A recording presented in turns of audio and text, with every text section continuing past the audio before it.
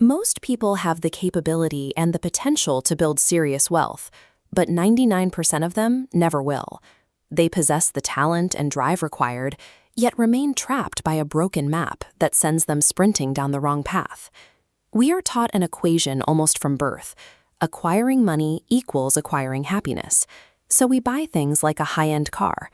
But the thrill of that purchase, that initial dopamine hit of gripping the steering wheel, evaporates almost as soon as you pull into your driveway. We keep trying to fund these brief moments of satisfaction, and that keeps us locked in a cycle where true financial stability is always out of reach. Because we crave that quick social validation, we lean on systems designed to give it to us instantly, monthly installments and credit cards. Consumer credit has been institutionalized for decades, entirely removing the friction from spending money that hasn't actually been earned yet.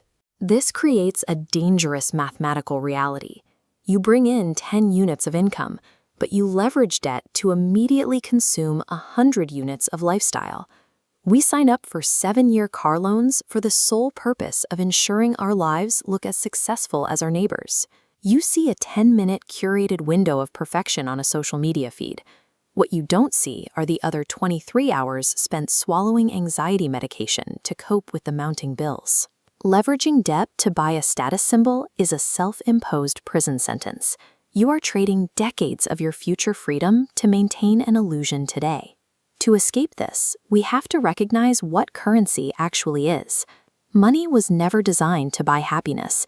It is a tool engineered exclusively to buy back your time. It buys freedom. Without it, your life looks like this. Decades of your time handed over to a relentless corporate grind, strictly to service your debts. The first practical step to breaking out is an objective reality check. On December 31st, pull every bank statement and ruthlessly track where every single unit of currency went over the past year. Look at this chart. A single diet soda costs almost nothing on a Tuesday, but run that minor expense through an entire calendar year and it aggregates into a massive financial hemorrhage. Financial ruin rarely arrives in the form of one catastrophic purchase. It bleeds out through untracked microscopic daily habits that silently drain your capacity to buy back your freedom. Once you've stopped the bleeding, the antidote to the debt trap is aggressive early investing.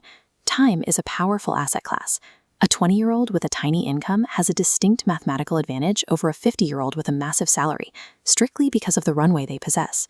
This graph illustrates compounding capital.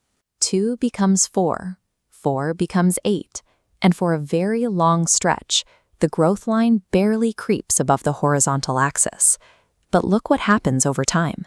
The math eventually reaches critical mass and hits a violent upward trajectory.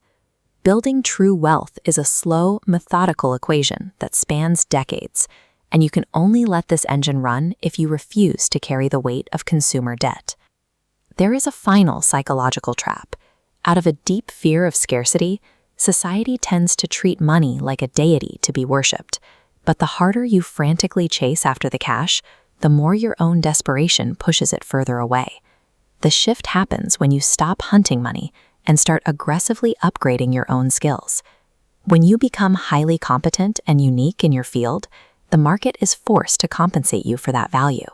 You step away from the loud, hollow projections on social media and join the ranks of the quietly wealthy. True success is the ability to sleep deeply at night, completely untethered from the terror of impending financial obligations. Real financial independence is simply the quiet, invisible power of finally owning your own time.